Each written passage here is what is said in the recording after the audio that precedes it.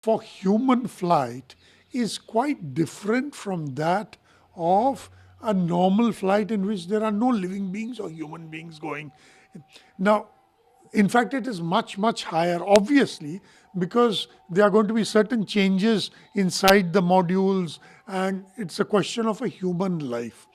To achieve those specifications, a number of tests, rigorous tests, are carried out.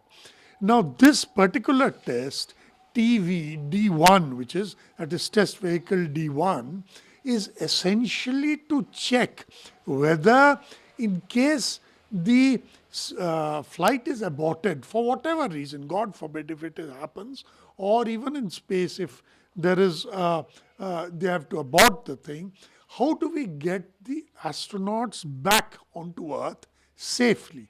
Now, in this case, what is happening is that we are sending a small test vehicle, and in which there is a crew escape system, CES, which will separate from the test vehicle, of course, and the crew capsule which is there, which takes the crew normally, and then they come down. It happens at about 16 odd kilometers up in the sky, and it all comes down to the sea, and the Navy is ready to take charge of that capsule which comes up. So this is a very important test, because this is the escape system which helps the astronaut to come back to Earth. So how this flight to Now, what happens is that we have a test vehicle which goes up along with the crew system and along with the crew escape system.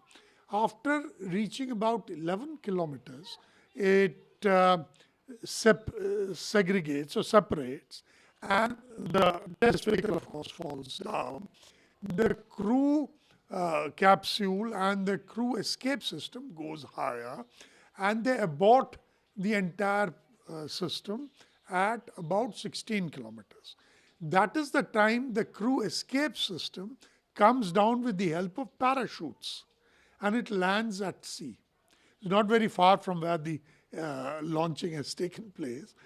But anyway, it lands at sea, and that's how the entire. And then you analyze the sensors to see what were the conditions under which this thing took place.